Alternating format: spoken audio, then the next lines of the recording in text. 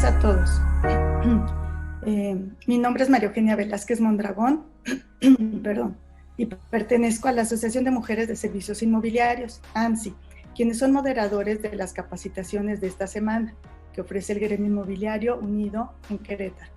Deseamos que en estos tiempos de contingencia ustedes y su familia gocen de plena salud, y es un gusto que nos acompañen en este gran proyecto para seguirnos capacitando profesionalmente.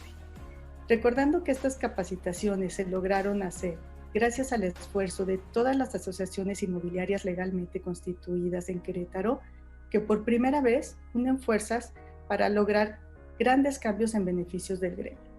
No se pierdan las próximas capacitaciones que se estarán llevando a cabo los días lunes, miércoles y viernes, exceptuando algunos días festivos, siempre iniciando a las 10 de la mañana. Quiero pedirles que por favor apaguen sus micrófonos y si surge alguna pregunta, le ingresen en el chat, incluyendo su nombre, por favor, para que los moderadores vayan leyéndolas al ponente. Estamos pidiendo a cada ponente que nos comparta la presentación. Si ustedes están registrados con mail, por este medio se les hará llegar. Y también las podrán revisar a través de YouTube, #Gremio Inmobiliario Unido, CRO. En esta ocasión contaremos con la ponencia del licenciado Alonso de Anda Sánchez, de Proyecto Inmobiliario, quien pertenece a la asociación de aquí, con el tema Contrato de Arrendamiento Nave Industrial. Buenos días, Alonso, ¿cómo estás? Hola, Maru, buenos días. Hola, ¿qué tal, Alonso? Buenos días. Por favor. Gracias, Maru. Buenos días a todos los que ya están en la sesión. Comenzamos, si les parece bien, con una breve introducción a este tema. La intención de esta plática es ir dirigida más que nada a agentes inmobiliarios, no precisamente a abogados, ¿no? Aun cuando el tema corresponde a un tópico legal, como es el contrato. Lo que quisimos hacer es un tema dirigido a agentes inmobiliarios, donde veamos elementos básicos del contrato, pero también aspectos básicos del negocio de arrendamiento industrial. Procuramos evitar lo más posible los tecnicismos legales. Habrán términos técnicos que no podemos evitar, pero en la medida de lo posible quisimos evitarlos, o en todo caso hacerlos en un lenguaje lo más común posible. Voy pasando las diapositivas.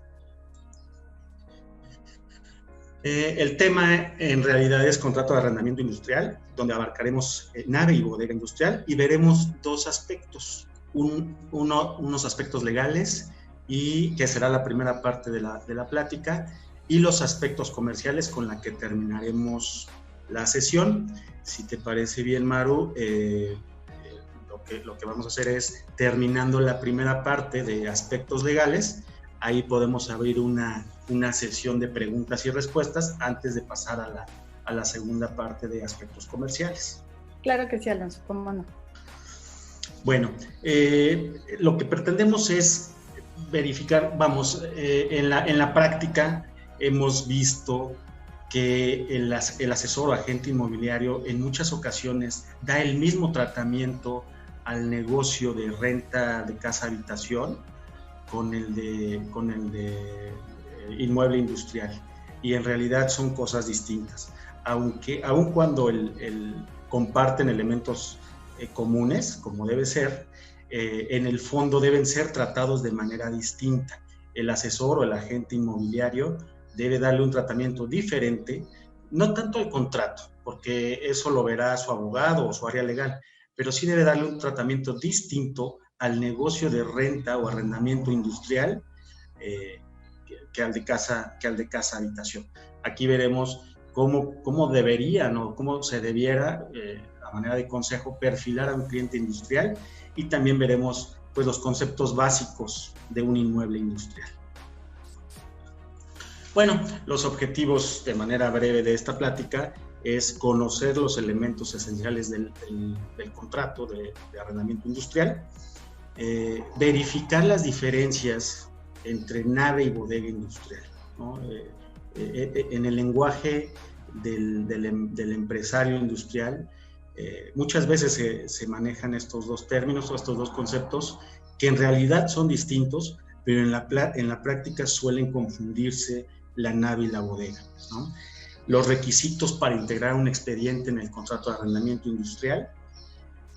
De la plática iremos desprendiendo las diferencias más esenciales entre un contrato de arrendamiento habitacional y un contrato de arrendamiento industrial, los efectos fiscales en el arrendamiento industrial, para llegar a la estructura del contrato de arrendamiento industrial.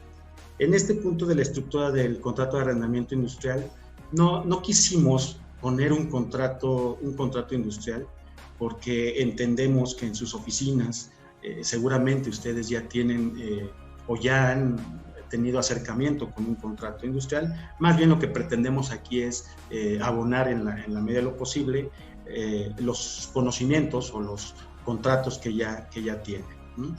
Y finalmente veremos conceptos elementales del lenguaje industrial, ¿no? En el negocio de arrendamiento industrial.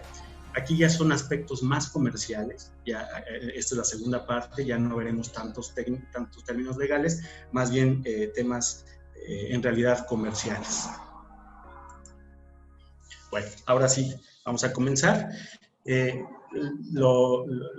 Consideramos que lo mejor es comenzar con la definición. La definición del contrato de arrendamiento en realidad es muy sencilla. La ley la define como el contrato en la que las dos partes se conceden prestaciones recíprocas. Una concede el uso o goce temporal de una cosa y la otra queda obligada a pagar por ese uso o goce temporal un precio cierto.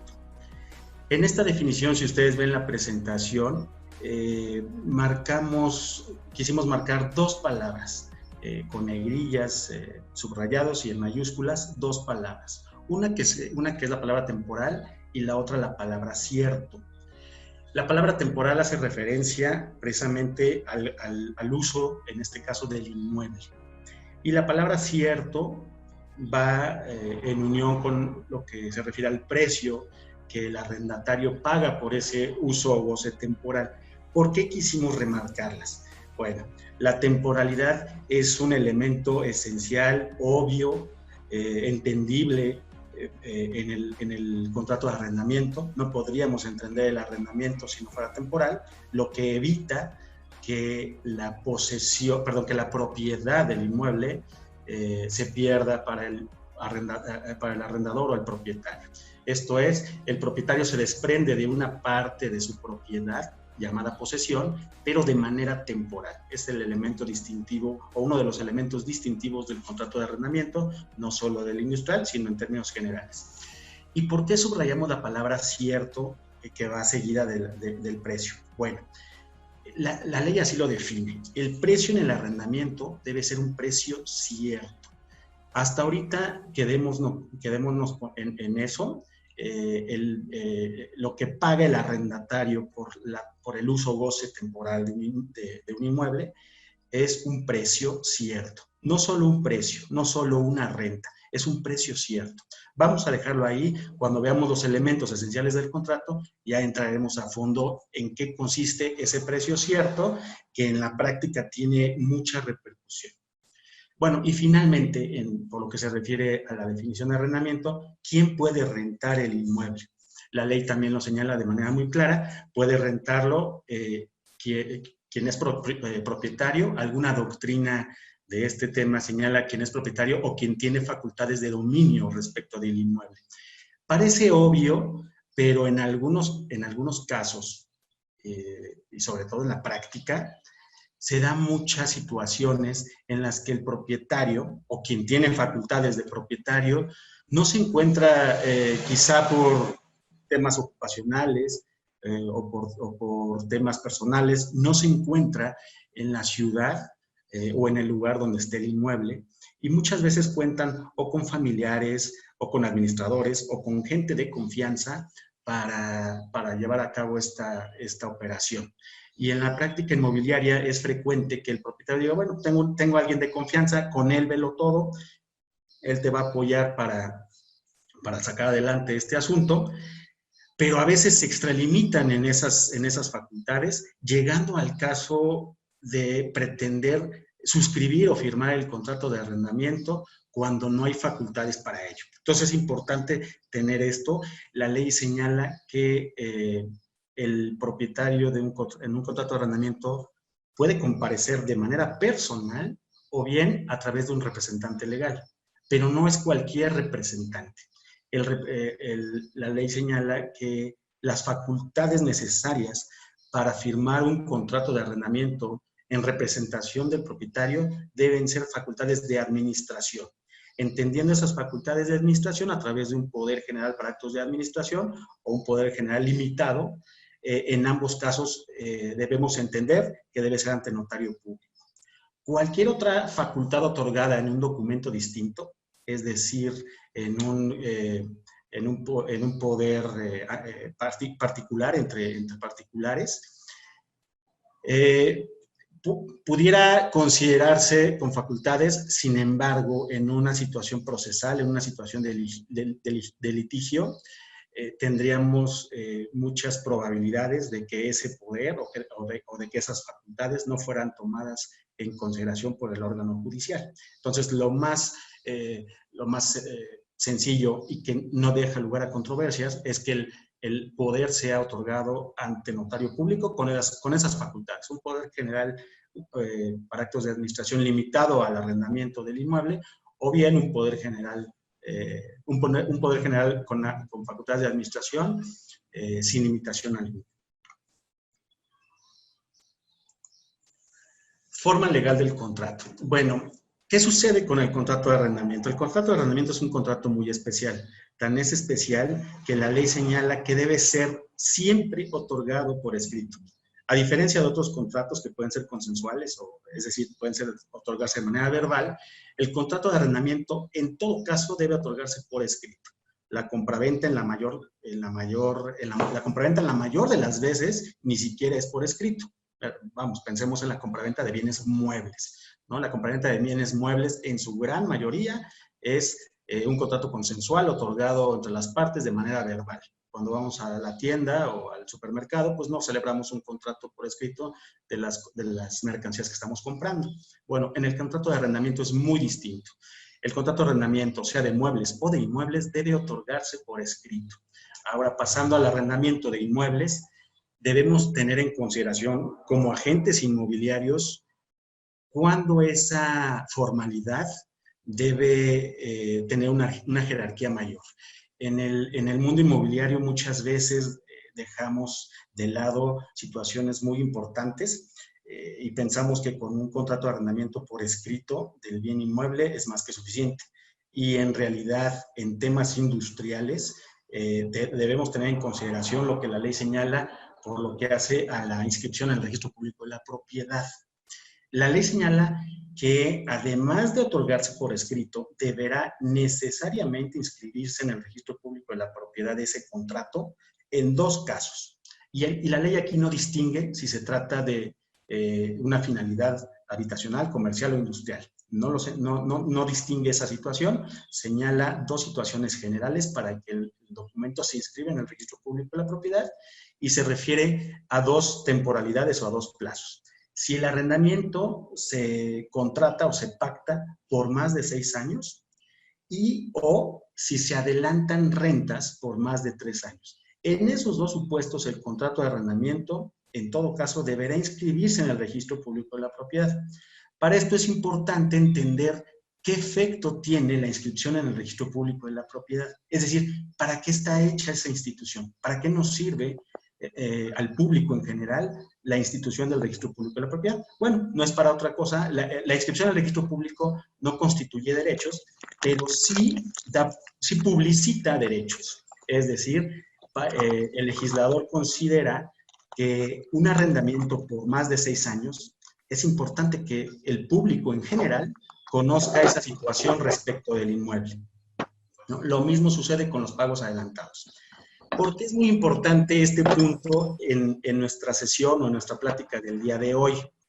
Porque como ustedes seguramente saben, en temas industriales los contratos generalmente son arriba de 5 años, ¿no?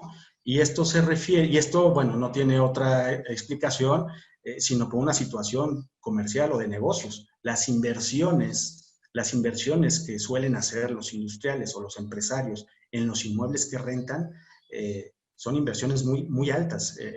Patrimonialmente hablando, son inversiones muy importantes de millones de pesos, inclusive millones de dólares. Entonces, será muy frecuente que ustedes en sus negocios industriales de arrendamiento, será muy frecuente que sus contratos sean mayor a 5 años. Y ahí es cuando debemos prender focos rojos de, ok, si son 5 años, tengo que asesorar a mi cliente, cualquiera de las dos partes, a mi cliente inquilino o a mi cliente propietario, que ese documento debemos de llevarlo a inscripción en el Registro Público de la Propiedad. El Registro Público de la Propiedad no inscribe cualquier documento. Es decir, si nosotros como particulares quisiéramos llevar un contrato de arrendamiento por menos de 5 años, el registrador no nos va a dar entrada. En la actualidad está en el mundo inmobiliario legal de unos meses para acá, está en boga el tema de inscribir los contratos de arrendamiento para el tema de dar una certeza, una fecha cierta. En realidad eso está en boga, pero al día de hoy, si llevamos un contrato de arrendamiento inscribir en el Registro Público de la Propiedad, el registrador no nos los va a inscribir, ¿no? En realidad, solo el registrador inscribe un contrato de arrendamiento cuando cumple con estas dos situaciones, que se pacten rentas, que se pacten arrendamiento por más de 6 años, o bien que se adelante rentas por más de 3 años. Entonces es importante tener en consideración esa situación, sobre todo el agente inmobiliario. Yo les puedo decir que en la práctica es recurrente que las partes, aun cuando sean industriales y aun cuando están inmersos en este mundo, estos puntos o estos temas los pasan por alto, ¿no? El industrial realmente tiene en su mente una situación más de negocios, ¿no? Inclusive áreas legales de los mismos empresarios o de los mismos industriales en ocasiones pasan por alto estas situaciones. Entonces, como agente inmobiliario es importante tener conocimiento de esto, que es un distintivo del arrendamiento industrial. Ok, plazos máximos del contrato. También es un tema interesante, sobre todo en el tema industrial. Vemos que en el tema habitacional, sobre todo en nuestro estado de Querétaro, el estado de Querétaro ya de algunos años para acá dejó de ser un estado agrícola, ganadero. Digo, hay algunas zonas en las que sigue siendo la actividad primordial, pero en la zona conurbada la actividad preponderante es la actividad industrial. Por lo tanto, es una ciudad en la que migra mucha gente, pero de manera temporal. La temporalidad en los contratos de arrendamiento es muy importante, sobre todo en el tema industrial. Si quieren, vemos la diapositiva y ahorita comentamos la importancia de este tema. Los plazos máximos del contrato establecidos en la ley para los contratos de arrendamiento son, por su destino, el destino habitacional, no más de 10 años. No podríamos celebrar contrato de arrendamiento de una casa habitación por más de 10 años. En un tema comercial o corporativo, no más de 15 años. Y en el tema que nos atañe el día de hoy, en el tema industrial, el contrato de arrendamiento no podrá exceder los 20 años. ¿Qué consecuencia tiene en cualquiera de estos supuestos celebrar un contrato mayor de esa temporalidad? Algunos colegas, yo he escuchado en conversaciones de este tipo que comentan, bueno, en realidad no pasa nada. No, no podemos pensar que por una situación de extratemporalidad del contrato, caiga en una situación de nulidad del acto. En realidad no va a ser nulo el arrendamiento, no va a ser inválido el arrendamiento, por usar un término más coloquial, pero sí ineficaz. Será ineficaz el exceso de tiempo pactado en el contrato de acuerdo al destino del inmueble. Y esa ineficacia puede tener dos consecuencias. La primera, y en el tema industrial, muy importante, es, imagínense ustedes que si en la negociación de las condiciones del arrendamiento, me refiero a temas económicos, ¿no? Si los temas de renta mensual, de actualización en el precio cada determinado tiempo, cada 12 meses, si las tasas de actualización mucho dependen del plazo, ¿no? Si hay condiciones del plazo que se pactaron en razón del plazo, es decir, vamos a imaginarnos en un tema industrial en donde una cadena o una franquicia muy importante, inclusive transnacional, su área legal o más bien su área de marketing negoció, ¿no? Un contrato de arrendamiento a 35 años, ¿no? Y el propietario aceptó porque además así conviene a sus intereses, lo aceptó y así se pactó el contrato. Y en razón de eso o en función de eso se negociaron algunas condiciones. Pues, ¿qué sucede? Que esa cláusula en realidad es ineficaz. Es decir, llegado el plazo de 20 años, ya técnicamente terminó el arrendamiento. Ya más allá de temas o términos más técnico-legales de si hay positiva ficta de aceptación de continuar el arrendamiento, etc., el arrendamiento por el plazo ahí termina. Entonces es importante tener eso en consideración.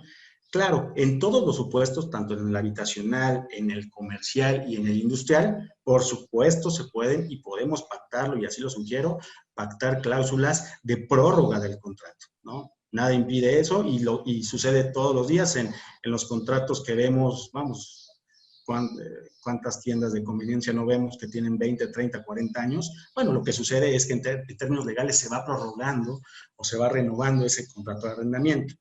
Pero si queremos ser agentes con un trabajo público profesional, debemos asesorar a nuestras partes diciéndole, inclusive interviniendo en ese tema de negociación, diciéndole, oye, nada más, yo entiendo la inversión que vas a hacer, yo entiendo que la política interna de tu área de marketing o tu área legal te impone contratos de 35, 40 años, pero no podemos estar más allá del marco legal.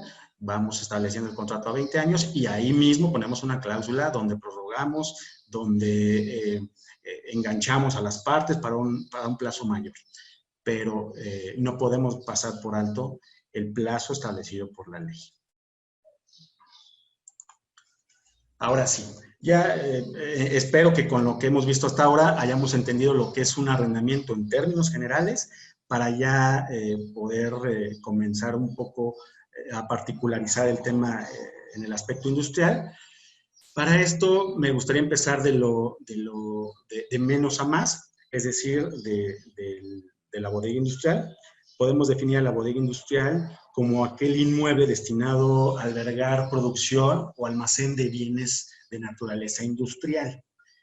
Desde la definición nos vamos dando cuenta lo restringido del inmueble conocido como bodega. Es decir, bodega es aquel inmueble industrial que solo nos va a servir en términos generales para almacenar bienes. O si se produce algún bien, solamente se va a llevar a cabo una de las fases o etapas de esa producción. En realidad, en las bodegas, el industrial, el empresario, en realidad almacena los productos que va a comercializar o que va a eventualmente a transportar a otro lugar. Un punto importante aquí es que no existe dentro de la bodega físicamente, esto ya no es un término legal, físicamente en la bodega no hay un elemento humano importante. Esto es, no hay un recurso humano significativo en la empresa o en la industria. Existe muy poco elemento humano. Podemos considerar que el elemento humano existente en la bodega es solamente el operativo de la mercancía, ¿no? La gente que transporta la mercancía que la estiva o que la acomoda, y quizá algún elemento de vigilancia, pero nada más, ¿no? la nave industrial. Bueno, teniendo la definición de bodega industrial, pues la contraparte es la nave industrial.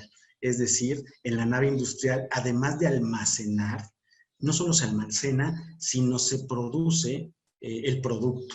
Se produce o se transforma el producto. Y algo muy importante, hay un recurso o un elemento humano de trascendencia, ¿no? Hay un aspecto corporativo demasiado importante.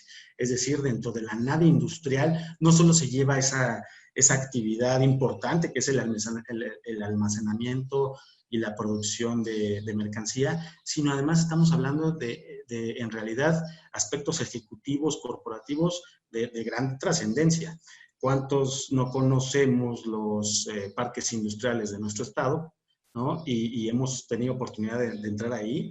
Y bueno, son oficinas corporativas que uno entra y no parece que atrás de ellas o al lado o a unos metros se está llevando una producción importante.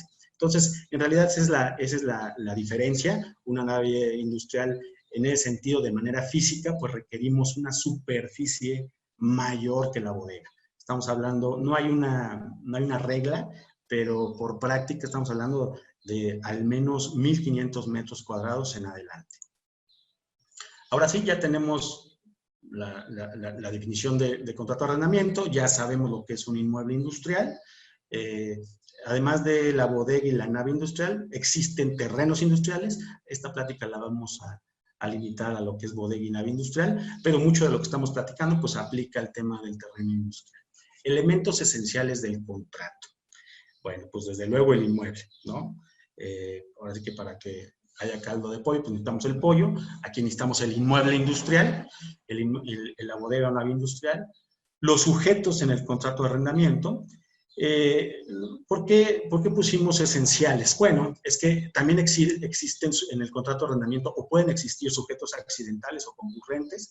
Desde luego los sujetos esenciales pues son el arrendador y el arrendatario. Sin alguna de estas partes no podría existir el contrato de arrendamiento por obvias razones. Sin embargo, en la práctica existen sujetos concurrentes no esenciales para que técnicamente se lleve a cabo el arrendamiento, pero por temas de negocios se vuelven a veces esenciales, ¿no? Como lo son, pues, el obligado solidario, el aval, testigos, intérpretes, si estamos hablando en un tema, sobre todo aquí en nuestro estado de Querétaro, donde hacemos negocios con muchísimas empresas y personas de otras nacionalidades, es importante el tema de los intérpretes. Aquí me detengo un poquito en el tema de los intérpretes. En la práctica vemos contratos de arrendamiento de naves industriales, sobre todo, en la que la empresa no es mexicana y no solo no es mexicana, sino que al ser extranjera, en la mayoría de los casos, tienen una lengua distinta a la nuestra, distinta al español o al castellano. ¿Qué sucede en esos contratos? En la práctica, y seguramente muchos de ustedes lo han visto, se estila que se traduzcan en el mismo documento. Es decir, la mitad de la hoja regularmente del lado izquierdo viene en español y en el lado derecho viene la traducción en el idioma de que se trate. ¿Qué sucede con esos contratos? Son perfectamente válidos, pero son perfectamente válidos por la traducción en español, bueno, más bien por la redacción en español, ¿no? En la práctica hemos tenido casos o ocasiones en las que las áreas legales nos piden que el documento solamente esté redactado en el idioma extranjero. Bueno, lamentablemente eso sí no es posible. Es decir, en un aspecto procesal judicial no podemos, estamos hablando de una jurisdicción mexicana, no podemos litigar o solamente un contrato redactado en idioma extranjero, ¿no? Por eso la redacción debe ser en español, en castellano y en todo caso su traducción en el idioma extranjero. ¿Qué va a suceder en esos contratos? Bueno, si ese contrato llegara a tener alguna controversia judicial, el juzgador, es decir, el juez, la sala o el magistrado que le toque atender ese asunto, tendrá que atender lo redactado en idioma español. Y si hay alguna controversia o alguna diferencia entre las dos redacciones, prevalecerá en todo caso la redacción en idioma español, ¿no? Si por ahí, la redacción se pueden hablar en idioma, vamos, no solo en número, sino en letra, y en letra en idioma extranjero dice una cosa y en idioma español dice otra, el juzgador tendrá que atender las cantidades redactadas en idioma español. Es muy importante, por eso en muchas ocasiones, además de esa traducción, se acompaña la comparecencia de un intérprete que protesta su cargo en el mismo contrato. Bueno, el siguiente elemento, el precio cierto. Si recuerdan al principio de la definición del contrato de arrendamiento, yo subrayaba, yo sobresalía dos palabras. La palabra temporal, que hacía referencia al uso o goce, pero solo temporal de la cosa, en este caso del inmueble, y al precio cierto. Esa era la otra palabra que nada más tocamos ahí y decíamos que más adelante lo veríamos. Este es el momento, precio cierto. La renta, en el arrendamiento, el inquilino, y esto es en términos generales, no solo en el arrendamiento industrial, pero en el arrendamiento industrial es donde tiene mayor efecto, y ahorita vamos a ver por qué. El inquilino debe pagar una renta, pero no solo una renta, debe pagar una renta cierta, debe pagar un precio cierto. Siempre debe estar unido esta frase, precio cierto. ¿Qué significa que el precio sea cierto? Significa que sea determinado o determinable, pero al momento de celebrar el contrato, no al momento de pagar la renta. Y aquí es donde comienza la importancia en este tema.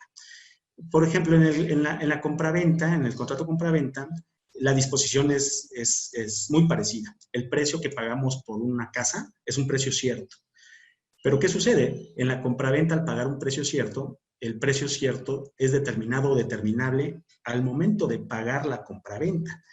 Cuando en un contrato de compraventa, el contrato de compraventa se extingue casi de inmediato, es decir, surten los efectos de manera inmediata. Vamos al notario, ahí firmamos la escritura de compraventa, en ese momento me das las llaves de la casa y yo en ese momento te pago tu dinero. Y ahí se acabó prácticamente el negocio o el contrato de compraventa. En el contrato de arrendamiento no. El contrato de arrendamiento, una vez que se firma el contrato de arrendamiento, ahí empieza el contrato de arrendamiento. O sea, está muy lejos de terminar todavía. Todavía nos faltan muchos meses para que termine ese contrato de arrendamiento. Entonces, aquí, por esa situación, que el precio sea determinado al momento de firmar el contrato, no al momento de pagar las rentas, es donde está la importancia de este concepto. Y lo vamos a entender un poco más con el precio que se pacta en moneda extranjera. ¿Qué sucede con las rentas que se pagan en moneda extranjera? Y en general cualquier negocio pactado en moneda extranjera. En nuestra legislación no hay una disposición que permita de manera expresa negociar en moneda extranjera. Por eso atendemos a una máxima legal que señala que todo aquello que no está prohibido se entiende permitido.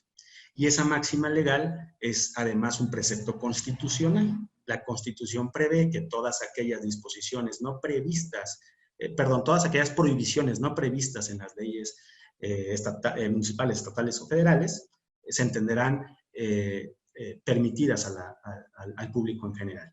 Entonces, de ahí que cualquier situación o negocio que se pacte en moneda extranjera es perfectamente válido.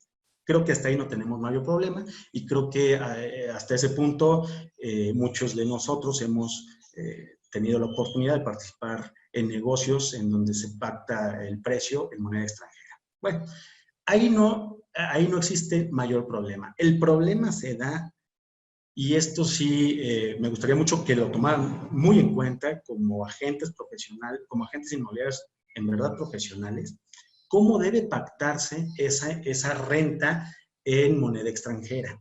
Sabemos que es válido pactarlo, pero hay que saber cómo pactar esa renta. El texto dice, precio en moneda extranjera es válido sí, solo sí, se pacta en moneda extranjera, pero no su equivalente al momento de pago. Y esto es lo importante. Vamos a suponer, en la mayoría de los casos, la moneda extranjera más frecuente en uso distinto al peso, pues es el dólar americano, el dólar de los Estados Unidos de Norteamérica.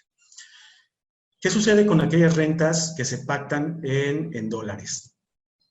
Vamos a suponer que la renta, la renta es de $5,000 mensuales. Si pactamos una renta mensual de $5,000 mensuales, en esos términos, la redacción, además de sencilla, es muy clara y perfectamente válida. El problema está si la situación o la redacción se da en pactar la renta de manera mensual al tipo de cambio de cada 30 días. Vamos a suponer que la renta se pacta de manera mensual, es decir, el inquilino deberá pagar mensualidades o deberá agotar el precio de la renta de manera mensual. Si lo que ponemos ahí es, tú me vas a pagar $5,000, pero al tipo de cambio del día 30 de cada mes. Y les puedo decir que esta redacción se sigue dando de manera frecuente. ¿Qué sucede ahí? ¿Qué sucede ahí? Ahí estamos, además, la legislación en materia de arrendamiento es muy ambigua, muy escueta, son unos cuantos artículos. En realidad la legislación en el arrendamiento se ha dado a lo largo de los años por temas de tesis jurisprudenciales. Las tesis de jurisprudencia se dan por todas aquellas controversias legales que se dan o que se resuelven en los juzgados. Bueno, inician en los juzgados y se resuelven en la Corte, ¿no? Y la Corte, a través de esas controversias a lo largo de los años, pues va dictando tesis que se vuelven jurisprudencias. Y esas jurisprudencias pues se vuelven ley. Desde hace muchos años hay jurisprudencia en este sentido. Es decir, podemos pactar un precio en moneda extranjera porque pactándolo en moneda extranjera es perfectamente determinable como nos ordena la ley. Pero si pactamos un precio de renta mensual en moneda extranjera, pero al tipo de cambio de cada 30 días, en ese momento el precio no ha sido determinado y no es determinable al momento de firmar el contrato. Lo vamos a determinar apenas cada 30 días y eso no señala la ley. Entonces es importante tener esto muy, muy en cuenta. Desgraciadamente nos toca ver en la práctica muchas veces departamentos legales, sobre todo empresas extranjeras, o bueno, también nacionales, en las que quizá por sacar alguna ventaja mayor en lo económico, que eso no es malo. El empresario el empresario se dedica a eso, a producir y a generar, y eso es perfectamente legal y lícito. Y claro que muchos empresarios tienen en consideración que si se pacta un tipo de cambio, sobre todo en moneda, en dólar y tan fluctuante que es en este país, pues seguramente recibirá un mayor beneficio económico. Bueno, aquí vale mucho la pena que ustedes tengan esto en cuenta para que asesoren bien a su cliente, ¿no? Podemos pactar precio en moneda extranjera, pero el precio debe ser cierto al momento de firmar el contrato. Eso significa que debe ser determinado o determinable al momento de firmar el contrato, no al momento de pagar cada mes o cada 2 meses que se pactó la renta. ¿De acuerdo? Ok, requisitos para el arrendador.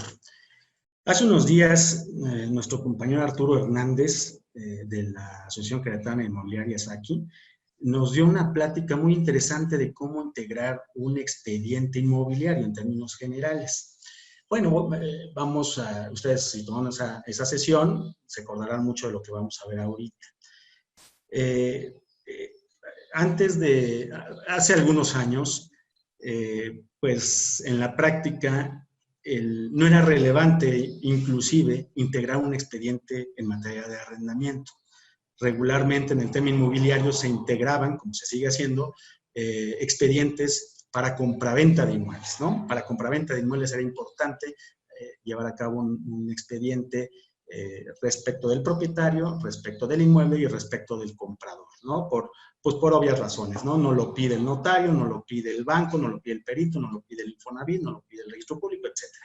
Y en el caso de arrendamiento, pues nadie nos pedía ningún documento y muchas veces se firmaban, no muchas, la mayoría de las ocasiones se firmaban contratos de arrendamiento sin un expediente, ¿no? Sin un expediente. ¿Por qué? Pues porque en realidad no se desprendía de la propiedad, no había un negocio en cuanto a la propiedad del inmueble, es decir, no cambiaba de propietario el inmueble, ¿no? Ahora la perspectiva inmobiliaria en ese sentido ha cambiado y ha cambiado radicalmente, ha cambiado totalmente. Tan importante es integrar un expediente para un negocio de arrendamiento como lo es para un negocio de compraventa. Y les puedo decir que prácticamente son los mismos documentos. Todavía en la práctica, y muchos asesores pues, en mi oficina me dicen, oye, es que el propietario dice pues, que para qué le pedimos tanto documento si no va a vender el inmueble, nada más va a ser un contrato de arrendamiento muy sencillo.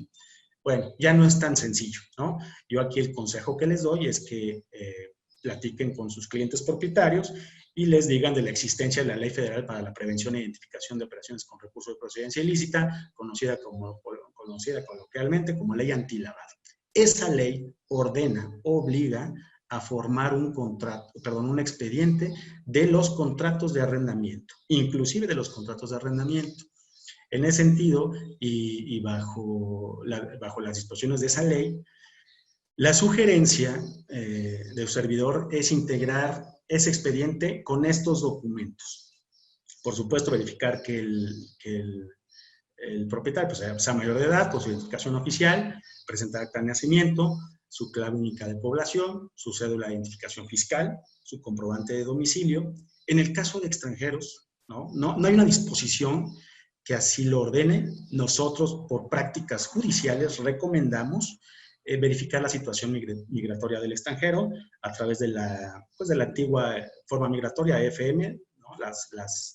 Las permanentes que todavía existan, o en la actualidad el número único del extranjero o el número único de trámite en su caso. Si fuera persona moral, pues desde luego todo lo anterior respecto del apoderado legal y el acta constitutiva. Expediente respecto del inmueble. A mí me gusta dividir el expediente en tres partes. El aspecto personal del propietario, que es lo que acabamos de ver, el aspecto administrativo del inmueble, que es esta diapositiva, y el aspecto personal del inquilino o del arrendatario. Sabemos que en el tema del inmueble, pues quien nos va a presentar esos documentos es el propietario, pero no me gusta confundir los documentos de la persona con los documentos del inmueble, aunque sabemos que los del inmueble también nos los va a presentar el propietario. Yo les recomiendo que por orden los separen, documentos personales de propietario y de inquilino y documentos del inmueble. Bueno, documentos del inmueble. Título de propiedad, importante, que ese título de propiedad esté inscrito en el registro público de la propiedad, y aquí es importante verificar la situación registral del inmueble, sobre todo en temas industriales, que es de lo que estamos platicando el día de hoy. ¿Por qué? Pues por lo que comentábamos hace unos minutos. Recordemos que estos negocios son de muchos años, de 5, 10, 15, 20 años, ¿no? En caso de prórroga.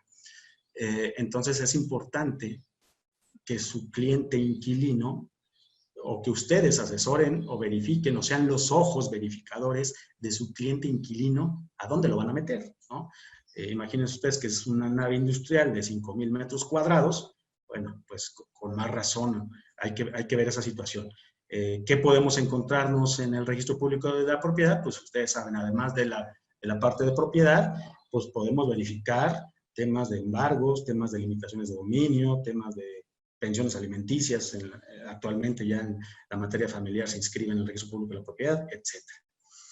Pago de impuesto predial, también importante. ¿Por qué? El impuesto predial es un impuesto que se recauda de manera, bueno, en nuestro estado de manera municipal, y por lo tanto la autoridad financiera del municipio se convierte en acreedor de todos los propietarios de inmuebles, de acuerdo al municipio. Por lo tanto, si hay un adeudo importante en temas de impuesto predial, el municipio puede iniciar un procedimiento judicial avanzar en un embargo o inclusive en un remate. Entonces es importante. En el estado de Querétaro, a diferencia de algunos otros estados de la República, sabemos que la autoridad municipal no nos va a aceptar un pago de un bimestre actual si hay adeudos de bimestres anteriores. Entonces, si nosotros pretendemos pagar el bimestre actual, pero hay adeudos anteriores, lo que va a hacer la autoridad municipal es aplicarlo al bimestre o a los bimestres anteriores que presentan adeudo. En ese sentido, la recomendación es con el último pago de impuesto predial, con eso ya presumimos o sabemos con plena seguridad que los anteriores están pagados. El otro documento en tema industrial importantísimo, dictamen de uso. Dictamen de uso. Bueno, antes de esto, si ven en la diapositiva, en el título dice requisitos respecto del inmueble y entre paréntesis dice prospección. Bueno, ¿por qué? La recomendación es que este expediente se inicie o se integre desde la prospección. No cuando ustedes ya tienen al cliente, ya se desgastaron en hacer un recorrido, ya le invirtieron meses, inclusive meses a sus clientes, ya hicieron la labor de convencimiento, la labor de venta, de arrendamiento, ya fueron al parque industrial, tocaron la puerta, tocaron base, registraron un cliente, etcétera. Y al momento de celebrar el contrato comienzan a integrar este expediente y se dan cuenta pues, que hay adeudos, que hay embargos, que hay lo que sea, ¿no? Entonces, importante. Esto es, el consejo es que sea desde la prospección para que si hay algo que subsanar, que limpiar, que arreglar, pues se haga con toda tranquilidad y de la mejor manera. Entonces, la recomendación es que integren estos expedientes desde la prospección, desde que están firmando ustedes con su cliente propietario su contrato de comisión mercantil, desde luego, y en términos de la ley de la materia vigente, ustedes deberán extenderle a su cliente propietario pues su aviso de confidencialidad, donde se obligan al manejo adecuado y uso de la documentación e información que le están entregando, que además es confidencial, ¿no? Bueno, ahora sí, el siguiente documento era el dictamen de uso. Importante, no confundir con la licencia de funcionamiento. ¿Por qué es importante el dictamen de uso? El dictamen de uso es el documento administrativo que en el estado de Querétaro emite la autoridad municipal respecto al uso que puede tener el inmueble objeto del arrendamiento, ¿no? Es muy importante. ¿Por qué es importante? Pues porque cuando ustedes van a perfilar a su cliente inquilino, ya saben qué uso le pueden dar al inmueble que ustedes piensan que se puede acomodar a sus necesidades, ¿no? Entonces aquí lo importante pues será, además de gestionarlo, decirle a su cliente que es parte de su expediente. Ahora sí, ¿por qué no confundir con la licencia de funcionamiento? Bueno, la licencia de funcionamiento también es un documento administrativo que emite la autoridad municipal, pero con una finalidad diferente. Y lo que ponemos aquí es que el dictamen de uso, y esto van a entender ustedes muy fácil la diferencia, mientras el dictamen de uso lo gestiona el propietario, pues la licencia de funcionamiento le tocará gestionar al inquilino una vez que se ha firmado el contrato de arrendamiento, pero que hubo verificado con el apoyo de ustedes como agentes inmobiliarios profesionales, de que de acuerdo al dictamen de uso, ese giro para su actividad va a ser aprobado, ¿de acuerdo? Comprobantes de pagos de servicios. Bueno, suministro de energía eléctrica, gas, etcétera. También es importante. ¿Por qué? Pues porque aun cuando la autoridad, perdón, el organismo o la compañía de cada uno de estos servicios difícilmente iniciará un procedimiento judicial en donde pues se pueda llegar a un embargo del inmueble, en la práctica no se da esa situación. Lo que sí sucede es el corte del servicio del que estamos hablando. Y si para la actividad del empresario, del industrial es importante, pues en esa medida será importante contar con ese documento. El último, recibos de pago, constancia de no adeudo respecto al condominio o fraccionamiento al que pertenece el inmueble. Bueno, en el tema industrial sabemos que el Estado de Querétaro tiene una presencia importante en cuanto a parques industriales. En la mayoría de esos parques, los inmuebles, ya sean bodegas, naves o terrenos industriales, están sujetos a un régimen de propiedad que todos conocemos, llamado régimen de propiedad en condominio. Cualquier régimen condominal, sin distinguir el uso, tendrá una reglamentación y en todo caso está la obligación impuesta a los propietarios de pagar cuotas de mantenimiento, ¿no? Entonces, es importante que al inquilino industrial pues no se le moleste en sus actividades ni en los servicios a que tenga derecho por el uso de áreas comunes por situaciones de adeudo respecto del inmueble. Ahora sí, requisitos para el arrendatario. La misma disposición legal, la misma ley, la misma razón para llevar a cabo la integración de un expediente del propietario es la misma para el arrendatario. Que sea mayor de edad, su acta de nacimiento, su cédula fiscal, para el caso de extranjeros, los mismos requisitos.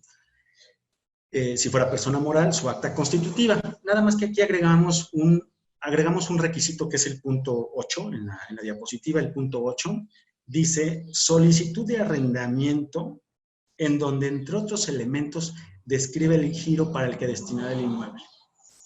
A ver, esto me parece de trascendencia. La solicitud de arrendamiento. En la práctica se da y es un buen uso. ¿Qué sucede? La solicitud de arrendamiento, la sugerencia es que en todos sus contratos, y así revisen ustedes con sus áreas legales, que la solicitud de arrendamiento sea un documento vinculado a su contrato de arrendamiento, ¿no?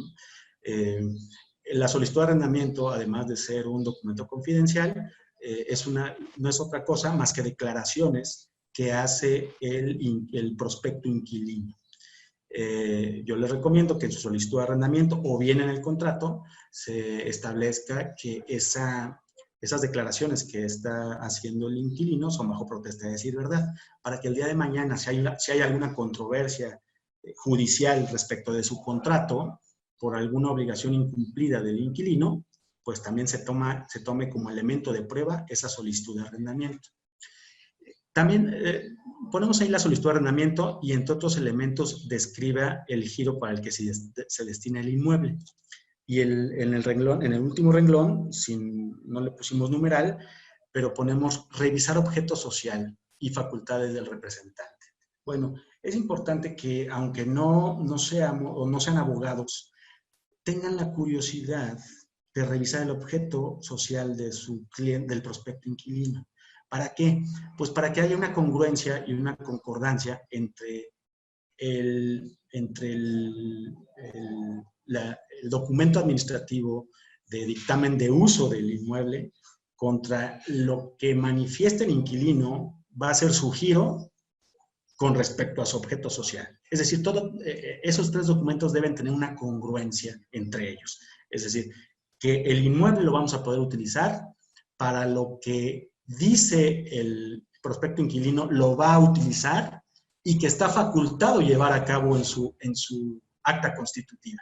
Entonces, la recomendación es esa, que ustedes verifiquen esos tres documentos, que haya congruencia en esos tres documentos, porque si en alguno de esos documentos hay alguna discrepancia, el día de mañana puede resultar en temas de ineficacia o inclusive temas de reparación de daños y perjuicio o mala fe, ¿no? Entonces, el consejo para el agente inmobiliario es que verifique esos tres documentos. Situación fiscal en el arrendamiento industrial. La carga fiscal respecto al contrato de arrendamiento industrial, bueno, va a cargo del propietario. ustedes como agentes inmobiliarios, la sugerencia es que asesoren a su cliente propietario. El arrendador pues debe pagar su impuesto de la renta. En este tipo de operaciones, esta es otra diferencia con el contrato de arrendamiento casa-habitación. Sabemos que en el contrato de casa-habitación no se genera el impuesto al valor agregado, cosa distinta con el arrendamiento industrial. Se genera IVA, el cual se va a trasladar al inquilino. En ese sentido hay que verificar si el inquilino es persona moral o persona física, porque de ello dependerá que se traslade el IVA o bien se apliquen las retenciones de IVA o impuestos sobre la renta. El propietario también deberá presentar sus pagos provisionales mes a mes por ese ingreso mensual, que en términos generales las rentas se pactan de manera mensual. Debe presentar su declaración informativa de operaciones con terceros, ¿no? En este caso con el tercero es el inquilino, y por supuesto presentar su declaración anual. Estructura del contrato. Bueno, en cuanto a la estructura del contrato de arrendamiento industrial, la estructura es muy parecida o igual a cualquier otro contrato de arrendamiento inmobiliario, ya sea de corporativo o habitacional. En el proemio, los nombres completos de las partes y de los comparecientes, así como el título del contrato. Es decir, si vamos a ponerle el nombre bien al niño, ¿no? Nombre y apellidos. Contrato de arrendamiento de nave industrial que celebran tal y tal partes con la comparecencia de tal y tal, como obreros solidarios o comités, como lo que sea. Un proemio claro, breve, pero que cuando el lector lo lea o lo vea, sepa de qué va a tratar todo el documento. La segunda parte, declaraciones y antecedentes. A ver, aquí es muy importante en el tema industrial, ¿no? Muchas veces, o muchos colegas o en la práctica agentes inmobiliarios piensan que, bueno, está el proemio y las declaraciones, pues como quieran, ¿no? Lo importante son las cláusulas. No. Nosotros le damos una importancia general y sobre todo al tema de declaraciones y antecedentes. Aquí en la diapositiva dice, es importante relacionar todos, vuelvo a repetir, todos los documentos solicitados a las partes y del inmueble. Más allá es decir, el expediente que ustedes integren, en términos de la ley antilavado, va a ser expedientes que se van a entregar a las partes. En materia de arrendamiento, a diferencia de la materia de compra-venta, en materia de arrendamiento, los obligados a conservar el expediente son las partes, es decir, el inquilino y el propietario, no ustedes. El agente inmobiliario, a diferencia de la compraventa. En la compraventa sí tienen que conservar ustedes el expediente de la compraventa. En el arrendamiento no. Los sujetos vulnerables no son los agentes inmobiliarios. Los agentes vulnerables, la operación vulnerable es el arrendamiento. En ese sentido, los agentes vulnerables serán las partes, no el agente inmobiliario. Pero, ¿qué sucede? Que ustedes integren ese expediente, pues no es nada más para que se lo entreguen a las partes al final, a la firma del contrato y los feliciten y ya, no. El contrato, el expediente, relaciónenlo en el contrato. Relaciónenlo, todos los documentos, todos, el dictamen de uso, la CURB, el RFC, la FM o la NUE, todo relaciónenlo en su contrato. Pídanle a su abogado, pidan a su área legal en sus oficinas que relacionen todos los documentos en el contrato. ¿Por qué? Porque así será más sencillo en un tema procesal. No, pues es que a mí no me lo enseñaron, yo no sabía que era extranjero, yo no sabía que su giro era ese, yo no sabía, por ejemplo, en el caso cuando la operación es con personas morales, pues no vamos a transcribir las 40 páginas del acta constitutiva, pero sí se vale transcribir o relacionar, pues por supuesto, los datos elementales del acta constitutiva, es decir, el número de escritura, de qué fecha es y ante qué notario, el folio mercantil o real en el que se inscribió, el objeto social, no todo el objeto social, pero sí la parte que se refiere al giro para el que van a rentar el inmueble. Entonces, en ese sentido, yo les recomiendo relacionen todos los documentos que recaben para su expediente, que queden relacionados, no transcritos, pero sí relacionados en el cuerpo de su de su contrato, además de que va a tener esos efectos positivos de manera procesal, pues tendrán efectos de manera profesional para ustedes, ¿no? Su cliente o sus clientes verán que ustedes están presentando un contrato en verdad en términos muy profesionales. Ahora sí, las cláusulas, bueno, las cláusulas es el contenido obligacional del contrato. Ahí se pactan pues los compromisos esenciales, ¿no? El plazo, el precio, por supuesto, la temporalidad del arrendamiento y las obligaciones accesorias. A ver, las obligaciones accesorias es todo lo demás, es decir, un contrato de arrendamiento industrial no tiene o no debe tener menos de 20 cláusulas, ¿no? De ahí he revisado contratos, sobre todo en relación al plazo, contratos hasta de 50, 60 cláusulas. Un contrato promedio, un contrato industrial promedio tiene entre 20 y 30 cláusulas. Las cláusulas esenciales serán cuando mucho 5 cláusulas esenciales. Todo lo demás son cláusulas accesorias, pero que son tan importantes como las esenciales en el tema comercial o de negocio, ¿no? En esas cláusulas pues participan las penas convencionales, que aquí lo puse en negritas y subrayado, ahorita les comentaré por qué. Temas de pólizas de seguros de daños, de pólizas de arrendamiento, de condiciones de entrega, caso de fuerza mayor, rescisión, etc. ¿Por qué subrayamos el tema de penas convencionales? Bueno, es muy importante que la pena convencional no caiga en una situación de ineficacia, ¿no? Sobre todo en temas de intereses, sobre todo en temas de... me refiero al tema de intereses por temas de anatocismo o temas de intereses excesivos, que pueden llegar a ser ineficaces, ¿no? Es importante que el interés, si se pacta como pena convencional, sea un interés que en términos legales, en términos mercantiles, esté de acuerdo a lo que en la actualidad la jurisprudencia está reconocida en los tribunales. El tema y vinculado al tema de causas de rescisión. A veces en la práctica nos ha tocado situaciones tan absurdas, y se los digo, sucede, en las que la redacción está diseñada de tal manera que resulta mejor negocio para el propietario que su inquilino le quede mal, ¿no? O sea, imagínense el absurdo. Lo que pretendemos es que las partes cumplan con sus obligaciones. Bueno, hay algunas redacciones en donde se cae en el absurdo que el propietario dice, híjole, ojalá mi inquilino incumpla con sus obligaciones porque me va a ir mejor, porque le puse como pena convencional. Bueno, cosas tan absurdas que llegados a un tribunal o un juzgado, pues se vienen abajo. Y bueno, finalmente, la recomendación, como en la mayoría, como en cualquier aspecto de la vida, lo más claro y sencillo posible, ¿no?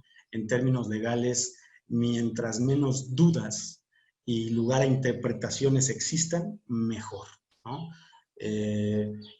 Si no hay lugar, es decir, la verdad es que no, y no estoy hablando en términos legales, nuestro idioma es tan rico y tan vasto que podemos redactar situaciones que no quede lugar a dudas, ¿no? Y de manera muy, muy sencilla. Bueno, Maru, hasta aquí terminamos la primera parte. Me gustaría, si te parece bien, abrir una sesión de preguntas y respuestas para de ahí irnos a la parte final de la presentación. Cómo no, Alonso, muchas gracias. Le cedo la palabra a la licenciada Claudia Alcalá, que nos está haciendo favor de apoyarnos con esa parte. Gracias, Claudia. Buenos días a todos. Nos preguntan por aquí, renta de 6 años o pago de arrendamiento por 3 años, ¿se avisa a registro público solo en naves industriales o también habitacional? Es una pregunta de Miguel Basabe. Sí, bueno, sí, Miguel, mira, en realidad la ley no distingue, es decir, cuando el legislador estableció estas disposiciones, distinguió la temporalidad por destino, ¿no? Destino para temas habitacionales, destinos para temas corporativos o comerciales y plazo para destino industrial. Ahí sí distinguió, pero para el tema de la inscripción en el registro público de la propiedad no hizo ninguna distinción. Esto es, la inscripción deberá ser obligatoria en cualquier caso de esa temporalidad, sin distinguir el destino del inmueble. Lo que yo comentaba es que esta situación se da más en temas industriales, por temas económicos o de inversión que hacen los arrendatarios de aspectos industriales, a diferencia del habitacional. El habitacional regularmente va de 2 a 24 meses y ahí no tendríamos esa obligación, pero nada impide que un contrato de habitación se extienda, no se extienda, se pacte desde un principio por más de 6 años y la disposición también aplicará para esa situación habitacional. Gracias, Alonso.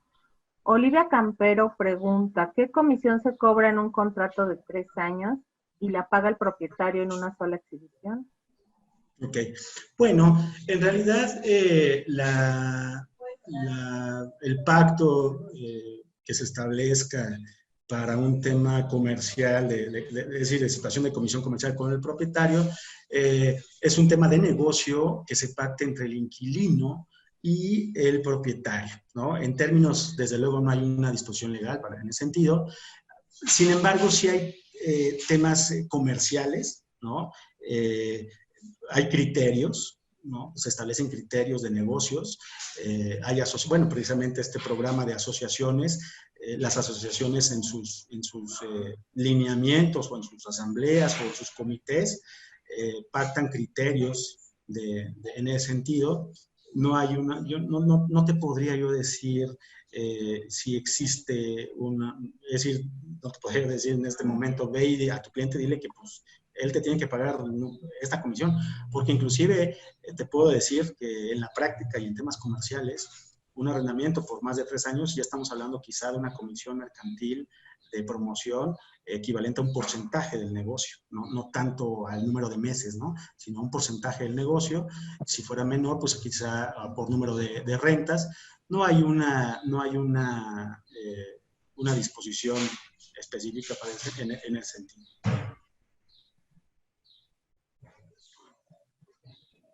Gracias. Pregunta Carlos Amieva, ¿cuál es el interés legal actual? Ok, bueno, sí, ya hay jurisprudencia. En ese sentido, existe una jurisprudencia. Sabemos que en materia de arrendamiento, generalmente se acompañan como un elemento de garantía, en la práctica de manera muy recurrente, la suscripción de pagarés. Los pagarés es un documento, en todo caso, llamado título de crédito. Y al ser un título de crédito, se convierte automáticamente en un documento mercantil, aunque el pagaré acompañe una obligación civil, es decir, se suscriba para garantizar una obligación civil. Vamos a pensar en un contrato de arrendamiento de casa-habitación. Bueno, el contrato de arrendamiento de casa-habitación es una situación civil. La suscripción del pagaré, un pagaré en todo caso, aunque esté vinculado a un contrato civil, será un documento mercantil, un título de crédito con plena autonomía, ¿no? La jurisprudencia que existe al respecto del tema de intereses es en temas mercantiles, particularmente títulos de crédito, por supuesto el pagaré. La tesis judicial en el sentido de que un interés mayor al 7, estamos incurriendo en una situación de un interés en exceso. Entonces, en ese sentido, la recomendación es que si es la situación de acompañarlo con pagarés, no exceda ese porcentaje de interés moratorio. En el aspecto civil, el interés legal que señala la ley es un interés relativamente bajo, del 9% anual, no mensual, del 9% anual, y el interés legal en materia mercantil, el interés legal, no convencional, no el que pacten las partes, el interés legal en materia mercantil es del 6% anual. Gracias. Pregunta Marta Pérez. Perdón, antes, Héctor Corona. ¿Qué hay de las cláusulas sobre la extinción de dominio? Okay. Bueno, mira, es bueno, y inclusive lo recomendamos, que en sus contratos vayan incluidas disposiciones en ese sentido, ¿no? De extinción de dominio o ley antilavado. Sin embargo, es recomendable para que las partes tengan conocimiento de las situaciones que pueden existir. Sin embargo, no hay un mecanismo legal, y esto es importante resaltarlo, no hay un mecanismo legal en la actualidad que, incorporándolo en un contrato de arrendamiento, libere al propietario, al inquilino, de alguna situación consignada en esa ley. Ninguna, ¿no? Más bien, la recomendación es que vayan incluidas esas cláusulas, parte de antecedentes. La recomendación es que vayan incluidas esas disposiciones de esto, pero solo de manera informal, no para que alguna de las partes pretenda o pide que por estar redactada una situación de excepción, así se va a considerar. Es decir, bajo ninguna circunstancia podríamos pactar por escrito que alguna de las partes queda liberada de alguna de las obligaciones establecidas en esa ley o en la que sea. Gracias. Marta Pérez pregunta, ay, se me perdió, espérame. Me quedó duda cuando se pacta la renta en dólares. ¿Cómo entonces debería considerarse el pago? ¿Cómo sería la redacción adecuada? Claro. Bueno, la redacción adecuada es muy sencilla, así como pactan el precio de la renta mensual en pesos, de esa misma manera redactarla en dólares. Es decir, vamos a poner si la redacción dice el inquilino se obliga a pagar por el uso o goce de la bodega número tal del Parque Industrial El Marqués la cantidad de 80,000 pesos mensuales de moneda nacional, la cual se va a pagar en un plazo máximo del día 30 de cada mes, ¿no? En términos generales, esa sería la redacción en idioma español, en peso mexicano, la misma redacción en moneda extranjera. Es decir, las partes, el inquilino se obliga a pagar al arrendador por el uso de la nave industrial, que es la cantidad de $5,000 mensuales. De $5,000 mensuales. ¿Qué sucede si, si la situación está en confundir el dólar con el tipo de cambio a cada mes para sacar una mayor ventaja, ¿no? Es decir, no podemos pactar pesos, pero a un tipo de cambio de una moneda extranjera. Es decir, si ahorita pactamos una equivalencia, me vas a pagar 80,000 pesos porque ahorita el dólar, a eso me refiero, me vas a pagar 80,000 pesos porque ahorita el dólar está a 23 pesos. Ah, pero si cada mes el dólar va subiendo, nuestro precio en moneda mexicana me lo vas actualizando al tipo de cambio establecido cada 30 días. Esa es la situación que se venía dando en muchos contratos. Cuando México adoptó legislaciones más globalizadas a partir del Tratado de Libre Comercio de 1994, se abrió la economía mexicana se abrió al mundo y mucha inversión llegó a México y se empezaron a pactar contratos en ese sentido, ¿no? Ok, tú me vas a pagar la renta, pero cada 30 días vamos verificando el tipo de cambio del dólar para que me vaya actualizando mis pesos mexicanos en esa proporción.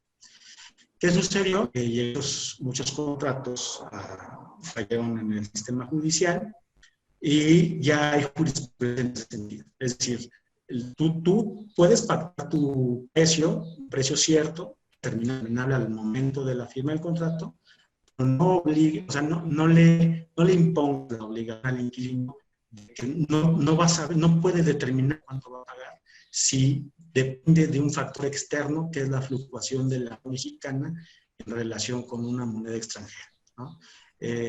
La situación pactada en dólares o en pesos es perfectamente válida. La situación es cuando se mezcla una con la otra. Es decir, cuando pacto en pesos, pero tú me pagas, pero si se actualiza el dólar cada 30 días, que se va a actualizar, pues en esa misma proporción. Es más, pues una cosa, los contratos que hemos visto es, cada 30 días me vas a actualizar si pactamos 50,000 pesos mensuales, bueno, nada más que cada mes vemos cómo va el dólar, y si el dólar sube, pues en esa proporción me actualizas mis 50,000 pesos. Ah, pero si el dólar baja, no me pagas menos de 50,000 pesos. Se han llegado a esos extremos. Eso es lo que hace ineficaz esa cláusula y que puede ocasionar problemas, sobre todo de expectativas económicos para el propietario. Espero que haya quedado un poco más clara esa duda. Gracias. Por aquí nos dice, bueno, cuando hablaste sobre el tema en la pregunta de extinción de dominio, la voz entrecortaba mucho, casi nadie pudimos escuchar. ¿Nos puedes apoyar, por favor, repitiendo, pues así como el resumen del tema que hablaste ahorita? No el tema, de la pregunta en relación a la extinción de dominio. Ok, bueno, sí, la pregunta era en el sentido de qué opinaba de las cláusulas que hacían referencia a la ley de extinción de dominio. Yo comentaba que yo sugiero que vaya incorporado en el contrato situaciones de extinción de dominio, ya sea en cláusulas o en antecedentes, pero de manera informativa, es decir, para que las partes tengan conocimiento de los efectos de esa ley, no para otra cosa. No para temas de excepción. Es decir, no podemos, vamos, se puede poner, pero es totalmente ineficaz, que alguna de las partes quede exceptuada a alguna de las obligaciones establecidas en esa ley, ¿no? Entonces, más bien, la sugerencia es sí establecer o sí relacionar esa ley en nuestro contrato para efectos informativos de las partes, pero no para temas de excepción. Gracias. Héctor Corona. ¿De qué manera nos puede apoyar expertos legales consultores? ¿Podríamos considerarlos como un despacho jurídico para la inclusión de pólizas legales? Bueno, sí, por supuesto. El portafolio del despacho, en realidad, la actividad del despacho es actividad de litigio. Precisamente mucho aporte legal en esta ponencia fue situaciones reales, situaciones que hemos visto en los tribunales, derivadas de contratos de arrendamiento industriales. Entonces, sí, desde luego, uno de los abanicos del portafolio de la firma es precisamente el tema de pólizas de arrendamiento, y con todo gusto. Gracias. Clara Luna. Si es necesario redactar el contrato en inglés, ¿se requiere un traductor certificado o puede ser una persona que esté capacitada para traducir por conocimiento del idioma? Ok, sí. Mira, sí, Clara, en realidad esa situación es muy frecuente. ¿Qué sucede? Como les comentaba, en materia de arrendamiento, la legislación es muy escueta, muy breve, es mínima. La legislación más bien se va dando con el paso de los años, el capítulo de arrendamiento creo que son 20 y tantos artículos en el Código Civil del Estado de Querétaro. Les puedo decir que las tesis jurisprudenciales rebasan los cientos, ¿no? En ese sentido, las tesis son ley, se vuelven ley. Entonces, la legislación en materia de arrendamiento se va dando más por temas de tesis jurisprudenciales que los artículos consignados en el código. Entonces, en el tema de interpretación, es muy importante por temas de procesales de inexistencias o nulidades. No hay una disposición expresa. Bastaría con la traducción en inglés, en el idioma de que se trate, frecuentemente el inglés, de una persona con conocimiento del idioma, a diferencia de una compraventa. Vamos a suponer, por ejemplo, la institución del notario. El notariado sí tiene la obligación de hacer comparecer a un intérprete certificado ¿no? Y relacionar su certificado dentro del cuerpo de su escritura. El notario sí tiene esa obligación. En materia de arrendamiento, no. Mi sugerencia será, en todo caso, que entre más elementos aporten ustedes a su contrato, ¿no? Van a tener dos situaciones. Una legal, es decir, si el contrato de arrendamiento cae en algún juzgado, pues tendrán ustedes más elementos probatorios o bueno, la parte del cliente que sea parte de ustedes tendrá mucho más, su área legal, su abogado tendrá mucho más elementos. Es decir, el abogado de la parte dirá, oye, qué buena asesoría tuviste que te allegaron de todos estos elementos, ¿no? La recomendación es que entre más elementos aporten ustedes a su negocio de arrendamiento industrial, será mejor para sus partes. Es decir, si su cliente tiene la posibilidad de hacerse de un traductor, que comparezca y que quede consignado en el contrato, el día de mañana ese puede ser un elemento de mucho beneficio. A lo mejor en un inicio podrán pensar algunas personas, pues es en exceso, ¿para qué tanto? ¿No? Bueno, en ese momento se piensa, pero cuando se requiere, cuando estamos en un juzgado decimos, híjole, qué bueno que estuvo este perito. Por ejemplo, en materia de compraventa, por ley se requieren en un contrato privado de compraventa, de manera legal se requieren 2 testigos. En materia de arrendamiento no se requieren testigos. Bueno, en nuestra firma no hay un solo contrato de arrendamiento que no vaya sin testigos. Aunque la ley no lo exija, siempre un elemento testimonial como elemento de prueba nos va a funcionar. El intérprete es un elemento de prueba, pero con una calidad diferente. Un traductor, en términos procesales, tiene la calidad de un perito en la materia. Gracias, Alonso. Connie Ramírez pregunta, cuando una empresa contrata por medio de un representante legal, ¿qué debemos hacer al respecto cuando estos los cambian sin previo aviso? Bueno, mira, lo van a entender de esta manera muy sencillo. Crea confusión. El tema, siempre el tema de representación legal causa confusiones el único sector en donde puede no causar confusiones es en el sector legal, el gremio de abogados, en el sector judicial, que es reducido. En público en general, siempre el tema de representación legal genera confusiones. La manera en la que yo se los puedo explicar de una manera muy sencilla es la siguiente. Las empresas, digámoslo así, son personas como nosotros, nada más que ellas son personas morales, como lo señala la ley. Es decir, en el mundo legal, en el universo legal, existimos 2 tipos de personas, las personas físicas y las personas morales. La persona física, bueno, yo como persona física tengo órganos, ¿no? Tengo mis brazos, mis piernas, mis ojos, mi nariz. No es que mi ojo sea distinto a Alonso de Anda, o no es que sea el ojo de Alonso de Anda, sino que mis ojos son parte de Alonso de Anda. Lo mismo sucede con el representante o el apoderado legal de una empresa. Así como nosotros tenemos órganos, bueno, la empresa también tiene, la persona moral también tiene órganos. Sus órganos, nuestros órganos son nuestros ojos, nuestros pulmones, nuestros brazos, nuestros riñones. Los órganos de la empresa en realidad son 3. Un órgano que vigila, un órgano que administra y un órgano supremo que es la asamblea. Esos son sus órganos, ¿no? Ellos funcionan, las personas morales funcionan a través de esos órganos. El representante legal deriva de esos órganos. Si el día de mañana el representante legal deja de serlo, es decir, vamos a pensar porque además el representante legal puede ser de muchas calidades.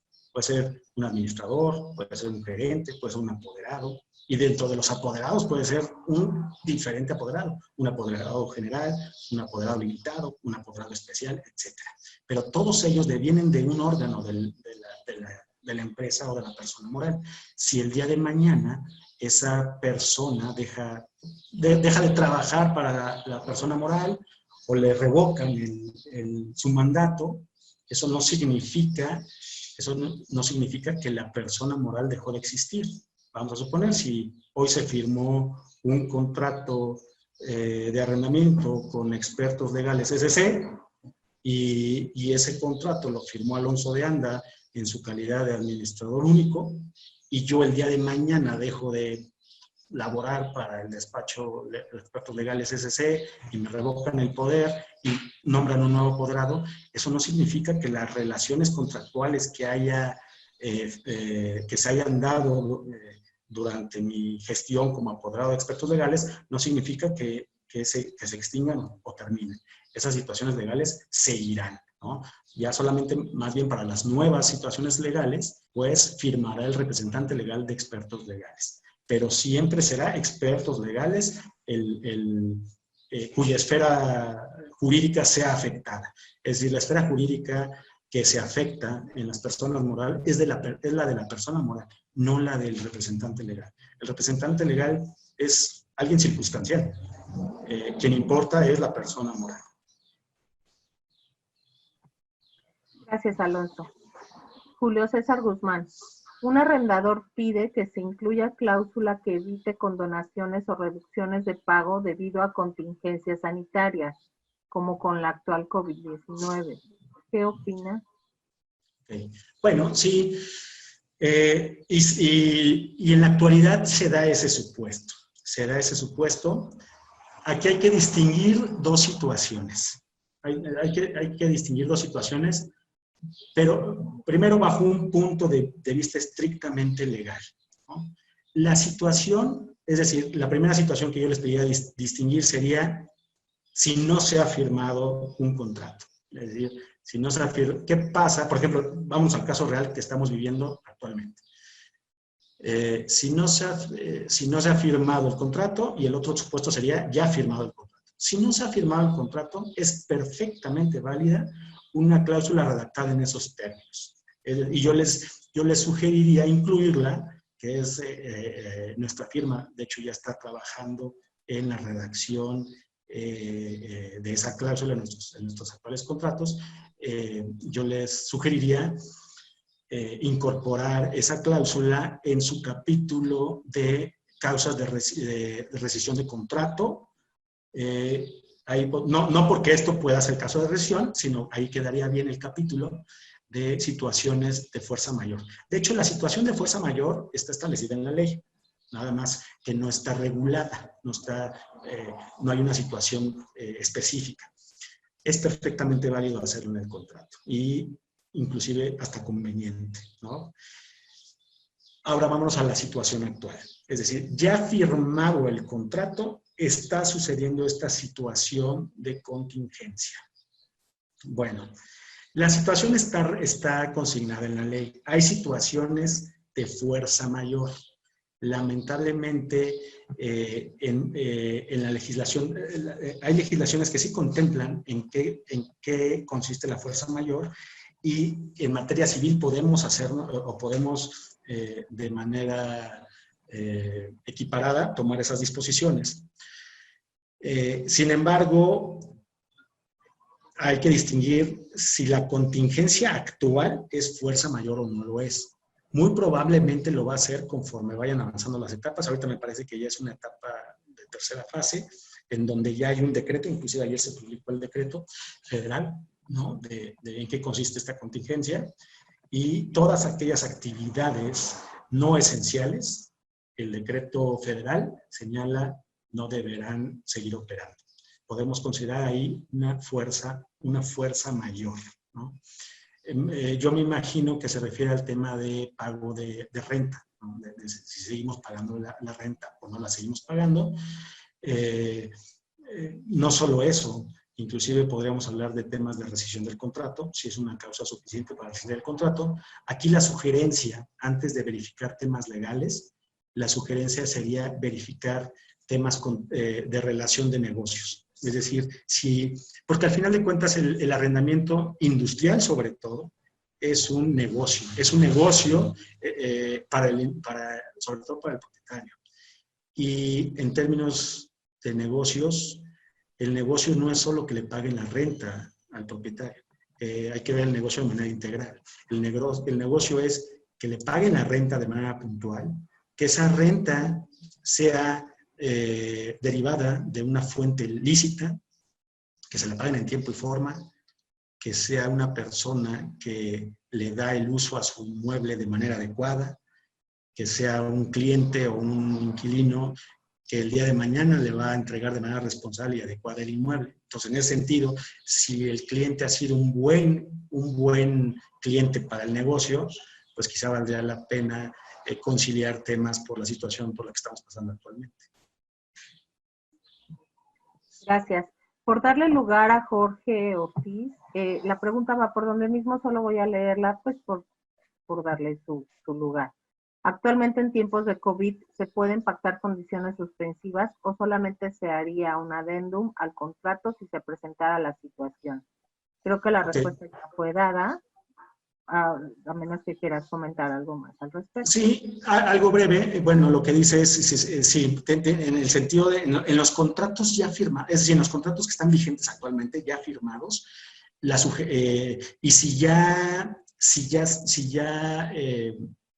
el agente inmobiliario concilió a las partes y ya llegó a un acuerdo, sí, la respuesta a lo que puntualiza es sí vale la pena ese documento que en realidad sería un convenio. Bueno, la sugerencia es, de manera legal, se haga un convenio modificatorio en donde se consignen esas disposiciones por la contingencia. Es decir, vamos a suponer, llegamos al acuerdo que lo que es abril-mayo, me vas a pagar el 50% de la renta, o no me pagas y me vas a pagar en septiembre con un interés o sin interés, etcétera. A lo que lleguen ahora, en este momento, la sugerencia es que sí se celebre, es decir, que sí hace un documento. Técnicamente, mi sugerencia sería, lo más adecuado sería un convenio modificatorio específicamente para esa situación. Y rematando el documento, consignando que toda la demás redacción del contrato queda vigente y con plena fuerza legal, ¿no? Pero sí, la recomendación sería, si ya en esta contingencia actual se ha llegado a una conciliación, que la consignen en un documento. Gracias, Alonso. Tengo en fila 4 o 5 preguntas más. Por el tiempo, no sé cómo vamos. ¿Quieres que sigamos o vemos tu presentación? Lo que tú me indiques, continuamos con las preguntas, como tú me indiques.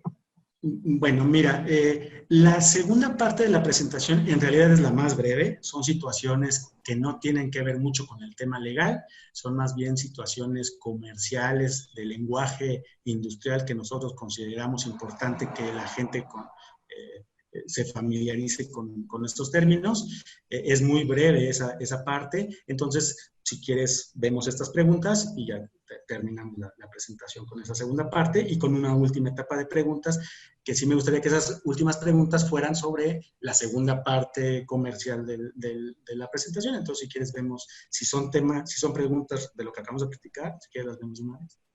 Sí, gracias. Preguntan, Gabriela Pizarro, tengo una duda. En caso de que el propietario no pague la cuota de mantenimiento, ¿el condominio puede negar el acceso al arrendatario a la bodega? Ok, bueno, aquí hay que entender la situación del condominio.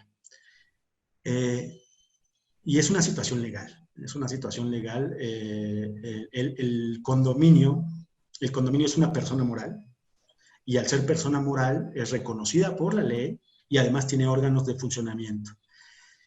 Hay una situación obligacional de responsabilidad entre el condominio y el propietario, ¿no? Y el propietario. Es decir, de esa situación o de esa relación está ajeno el inquilino. Es decir, si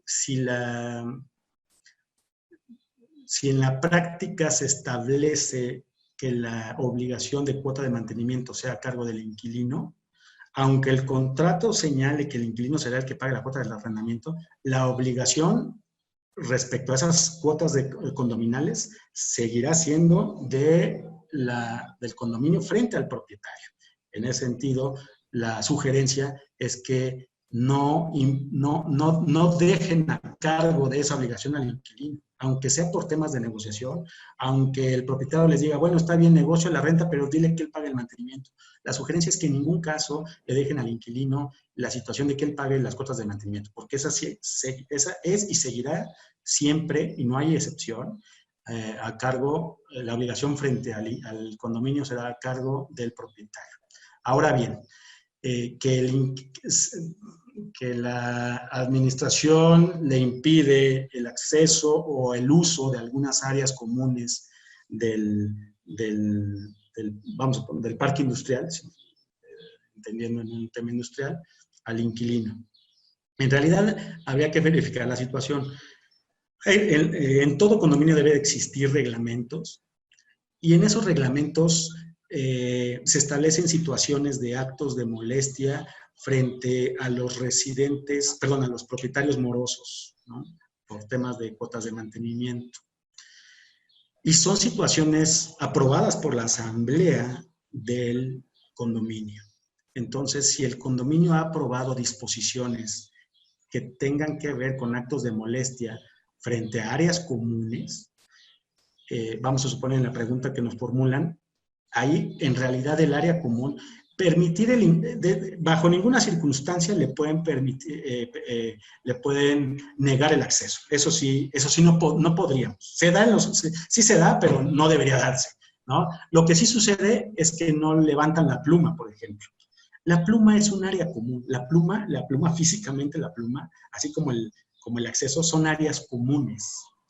Lo que sí puede suceder es que, como acto de molestia perfectamente válido, es que el vigilante, o bueno, la administración del condominio, le dé instrucción a la vigilancia o al vigilante de no levantar esa pluma y sea el residente, el inquilino, quien tenga que bajar de su vehículo, aplicar el mecanismo, la puerta, la reja, lo que sea, para acceder.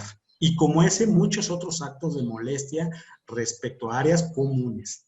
Aquí lo importante es que en sus contratos establezcan la obligación del propietario de pagar en un plazo máximo de 3 días o 5 días, cuando mucho, de que se le pague la renta, pagar la cuota de mantenimiento. Y esa vincularla a su cláusula de pena convencional o inclusive temas de rescisión contra el propietario, que además va aparejada de daños y perjuicios. Gracias, Alonso.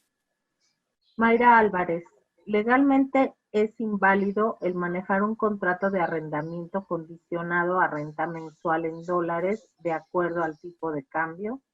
¿O cuál es el fundamento legal para nosotros como asesores inmobiliarios evitar esta práctica incorrecta?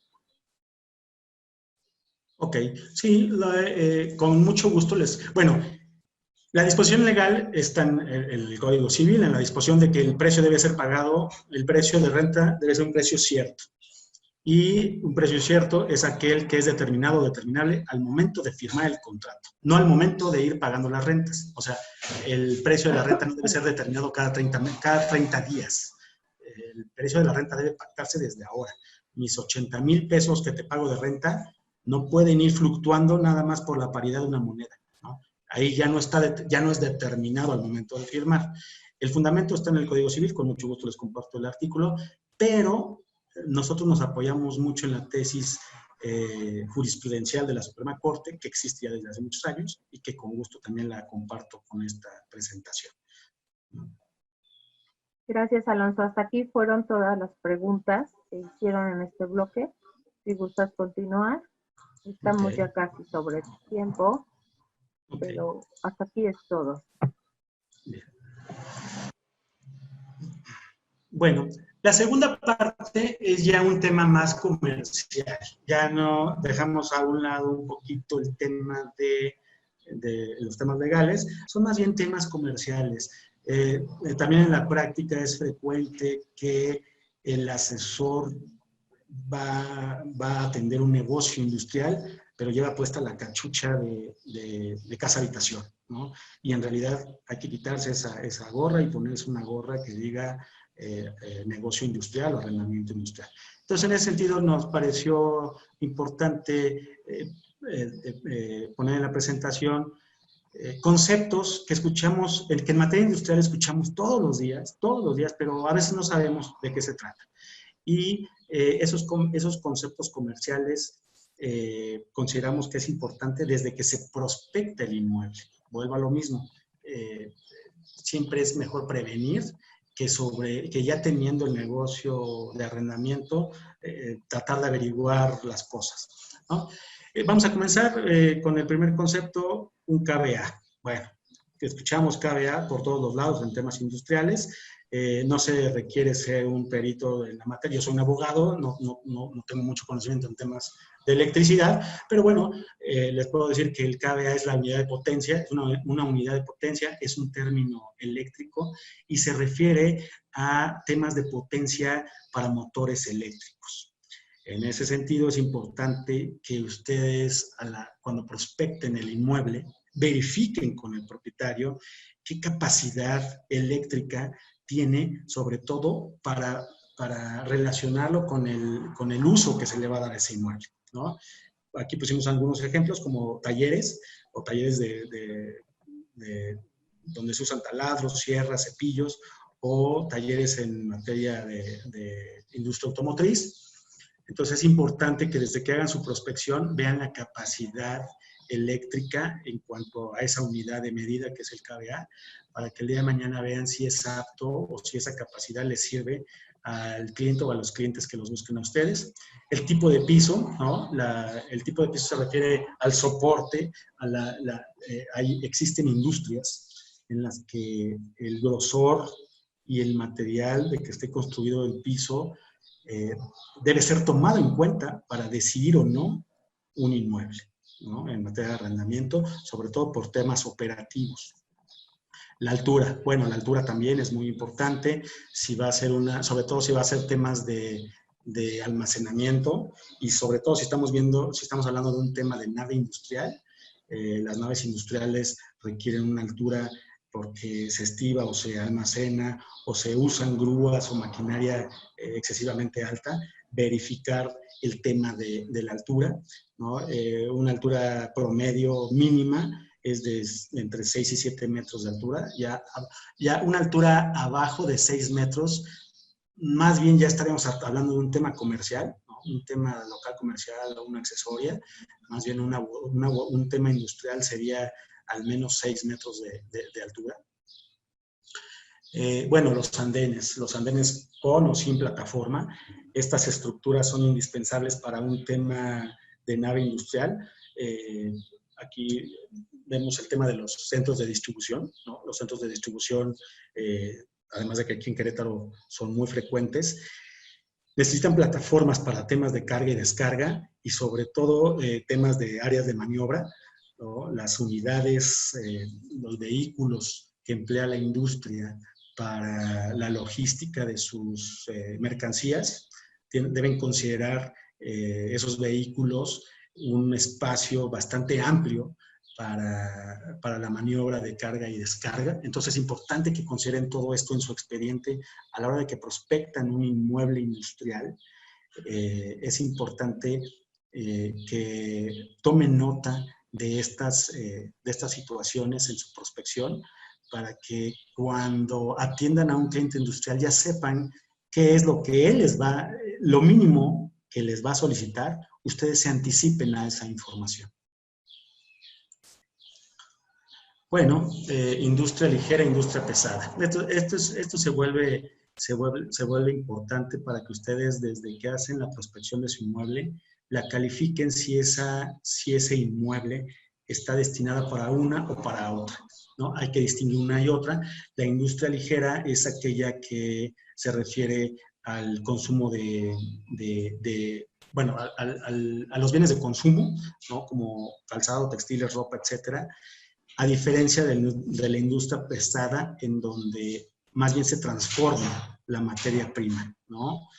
Hay un proceso de transformación para la generación o la obtención de un producto totalmente distinto y diferente a lo que fue la materia prima. Entonces, De ahí también se vuelve importante que cuando ustedes tengan ya la prospección del inmueble, determinen si ese inmueble, de acuerdo a su dictamen de uso, a sus condiciones físicas de altura y de espacios, es una o la otra.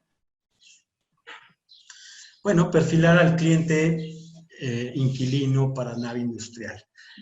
Ya con todos los elementos aportados, pues puede ser más sencillo para ustedes perfilar a ese cliente con un cuestionario que le entreguen al cliente respecto al uso final que le va a dar a ese inmueble. ¿Para qué quiere el inmueble?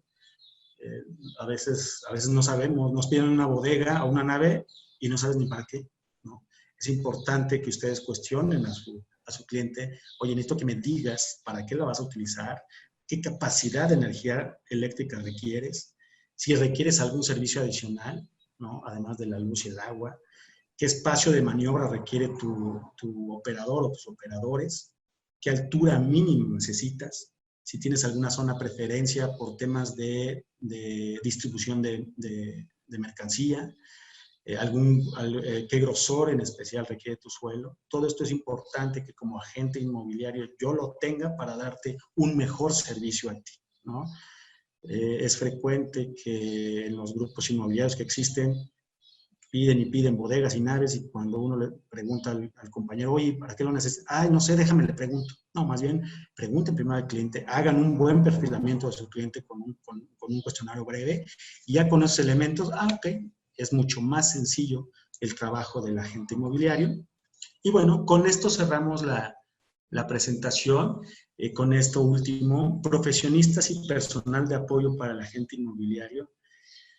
En estas épocas, a estas alturas, ya la actividad de la intermediación inmobiliaria apunta cada vez más a una profesionalización.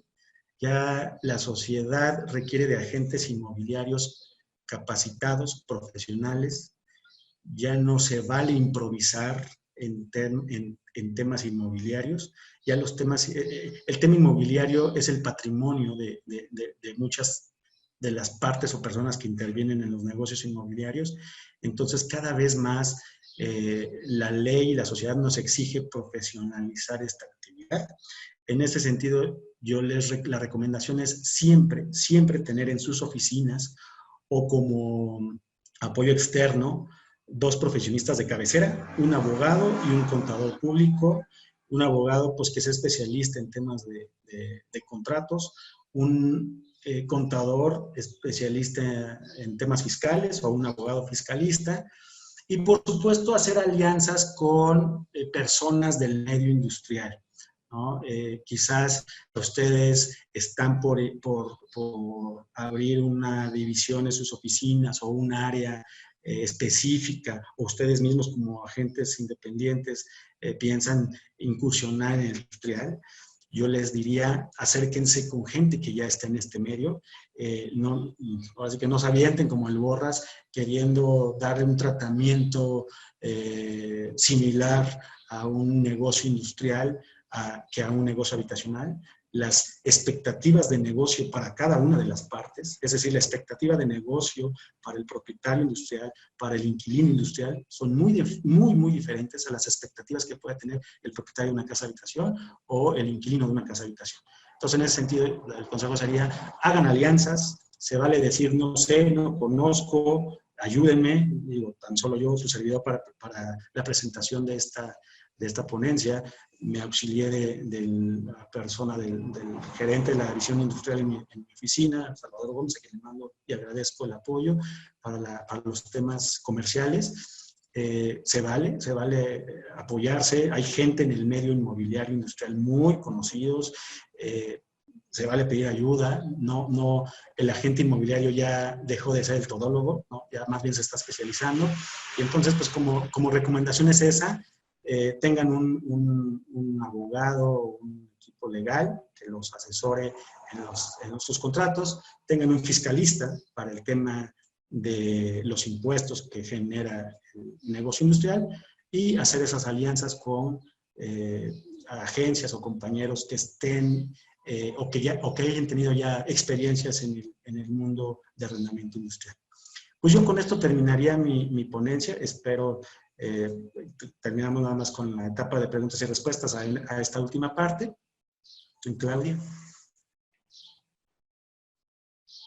Adelante, Clau. Por favor, creo que ya no hay más preguntas, Alonso. Sí, gracias. Ya no hay más preguntas. En general, son felicitaciones de la ponencia, agradecimientos y no hay una pregunta, no hay más preguntas. Muchas gracias, Alonso. Tengo una, Clau, si hay alguna certificación industrial, Alonso. Mira, como tal, fíjate, como tal no la hay. Sin embargo, ¿qué sucede?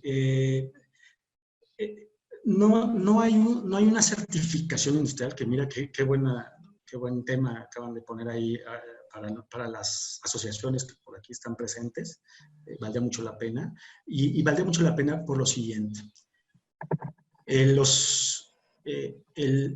mundo industrial, el mundo del negocio industrial requiere cada vez más eso, ¿no? Que el agente inmobiliario hable el mismo idioma en términos de negocios empresariales o industriales, ¿no? No se trata de que seamos unos ingenieros o que sepamos la estructura de un inmueble. No se trata de eso, pero sí se trata de que el profesional inmobiliario entienda los intereses elementales de un industrial. Y en ese sentido te puedo decir que las áreas de marketing de los parques industriales más importantes de nuestro estado cada vez más exigen y requieren que nuestros agentes inmobiliarios tengan esa capacidad pues para que los negocios fluyan de manera más rápida, más adecuada y no se entorpezcan por no entender muchas cosas, muchas veces temas elementales que sí requieren de una capacitación mínima. Perfecto, sí. Sería todo, ¿verdad, Clau? Ya no veo más preguntas. Guille comenta que estas certificaciones existen en Estados Unidos y aplican para México. Es lo único que comenta al respecto del tema. Por ahorita sigue habiendo muchas felicitaciones y agradecimientos, pero en cuestión de preguntas es todo. Agradezco mucho, Alonso, el esfuerzo que hiciste, la información muy buena. Hago extensiva lo que nos comentan todos los demás. Y pues gracias. Por este lado no hay nada más al respecto. Pues muchas gracias, Maru, Claudia, por moderar la presentación. Gracias a los que participaron con nosotros y que tengan un excelente fin de semana.